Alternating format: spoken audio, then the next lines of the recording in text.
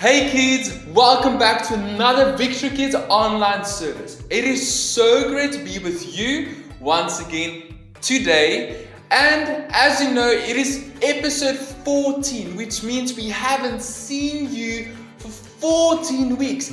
Can you believe how long that is? That is crazy. But it is still cool so that we get to be with you in your homes where you are at. We're enjoying and loving all of the fun videos and photos that you're sending us of how much you are enjoying Victory Kids, and keep on sending them, keep on having fun, keep on enjoying Jesus right there in your home. We absolutely love it.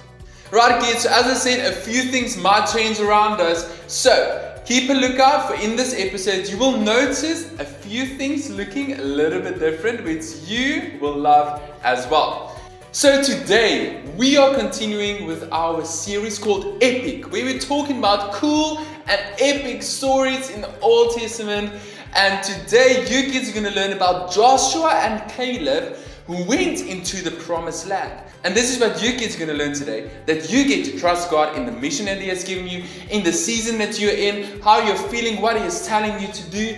You get to trust God just like Joshua and Caleb did. Right kids, so let's dive into praise and worship. We have a few extra things planned up for you for today for praise and worship, which you are gonna love. So let's worship God today because He's so worthy, He's so awesome, and He's so cool and worthy of all of our praise. Are you ready kids? Let's have fun.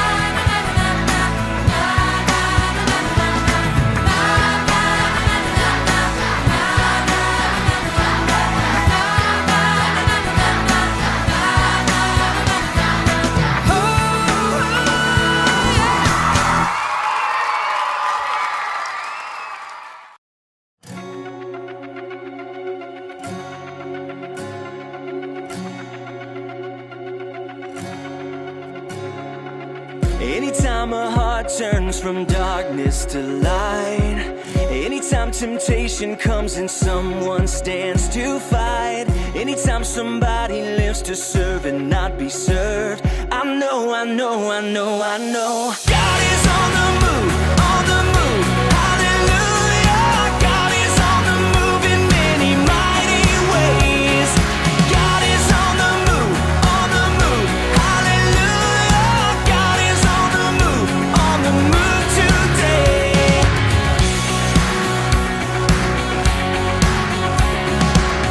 Anytime in weakness someone falls upon their knees, or dares to speak the truth that sets men free, anytime the choice is made to stand upon the word, I know God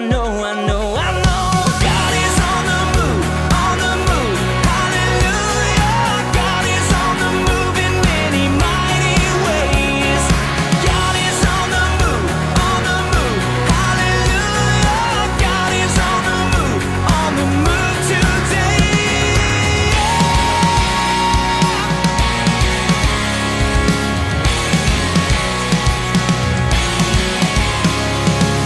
I see a generation standing on the truth in each and every nation. God is on the move.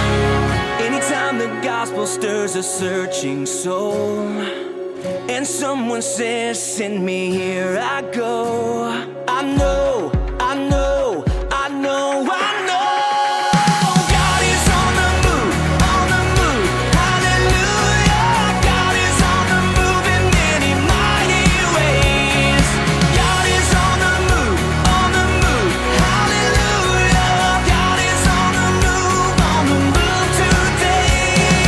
God is on the move, on the move. Hallelujah. God is on the move in many mighty ways. God is on the move, on the move. Hallelujah. God is on the move today.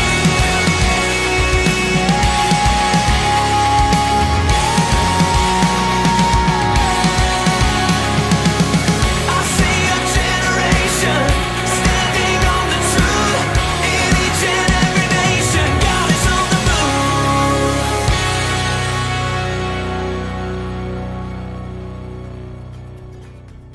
Worshipping like that, it was so cool. I told you there's a few extra surprises up our sleeve, and there's more coming your way in the few weeks to come. But for now, sit down, get ready, grab some snacks, grab your favorite blanket, and get ready as you're going to learn about Joshua and Caleb who went into the promised land, and you get to learn that you can trust God.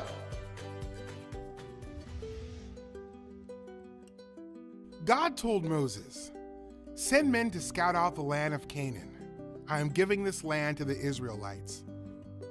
Moses sent out one leader from each family tribe. He told the men what to do. Go see what the land is like and whether the people who live there are strong or weak, few or many. Moses had a lot of questions. Is the land good or bad? Are the cities they live in camps or forts? Is the land good for farming? Are there any trees? Moses said, "Be courageous." So the men went and scouted out the land. They traveled around the land for 40 days. They cut down a cluster of grapes in the valley and carried it on a pole. Then they went back to Moses, Aaron, and the Israelite community to tell them what they saw. "The land is good. It is flowing with milk and honey," they said. "But the people living in the land are strong, and the cities they live in are large and well protected." Then Caleb, one of the spies, said, "We must go up and take possession of the land. We can certainly conquer it with God's help." But the other men disagreed. "The people are stronger than we are. We look like grasshoppers compared to them." The Israelites were afraid and they cried all night. They thought Moses and Aaron had brought them to Canaan to die. The Israelites said, "Let's appoint a new leader and go back to Egypt." Moses and Aaron fell on their faces before the Israelites.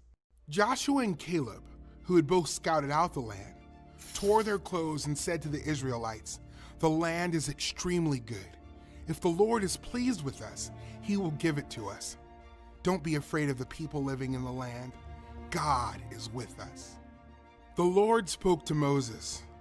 How long will these people despise me? How long will they not trust me? God threatened to destroy all the people, but Moses said, please forgive the wrongdoing of the people. I know you are great, faithful, and loving. God replied, since you have asked, I will forgive them. But none of them who despise me will live to see the promised land of Canaan. Since Caleb and Joshua had followed God completely, God would let them enter the promised land. God said that the Israelites who did not trust God would face consequences for their sin. They would wander in the wilderness 40 years, and they would not enter the promised land. All of the spies who went to scout out the land died, except for Joshua and Caleb. Caleb and Joshua trusted God. God planned for Joshua to lead the next generation of Israelites into the promised land. Joshua was not perfect, but his faithfulness reminds us of Jesus, who is perfect. Jesus obeyed the Father and trusted his plan to save people from their sins. So kids, Joshua and Caleb came back from the promised land. The land of milk and honey, which God has been promising them for hundreds of years, that the Israelites are going to walk in there. That is their land. So the 12 spies came back. 10 spies said, no, that is not our land. There is giants in there. There's massive people in there. How are we going to live there? They're going to kill us. But Joshua and Caleb came back with the right attitude. Despite of what other people were saying, what other people were doing, they came back with a good report saying that, you know what, that is the promised land that God has given us. I get to trust God with the promised land that he has told me to walk into, the land of milk and honey. And I'm here to tell you that number one, you get to trust God. Number two, that you can see what he sees in other people and for other people as well. You see, the 10 spies got the same word and said, go and spy out this promised land. But they came back with a bad report. They focus on all the big things that they can't face and that they're going to be murdered and won't be able to do this. But 2 people, Joshua and Caleb, came back with a good report. And they saw what God has seen for them and for their nation. I'm here to tell you kids, you get to trust God, number one. And number two is that you can see what God sees for yourself, for your family, and for other people. And you get to encourage other people as well. So as you journey throughout this weekend and this week, and some of you are returning back to school slowly, I'm here to tell you that you get to be like Joshua and Caleb, who went and looked at the promised land. You get to see from God's perspective, and you can trust God with what he has told you, because he never backs down on his word for you. There you have it, kids. It was great to be with you again today in your homes. And so awesome that we get to learn more about the Old Testament, yourself, and about God. That is so epic. So kids, we'll see you back next week for another episode as well. We have a few extra things up our sleeve again, which you're going to love. Plus next week, we're going to learn about epic stories in the Bible again. And you're going to learn something about yourself and something about God and the Old Testament as well. So for now, kids, we'll see you back next week for another episode. Bye-bye.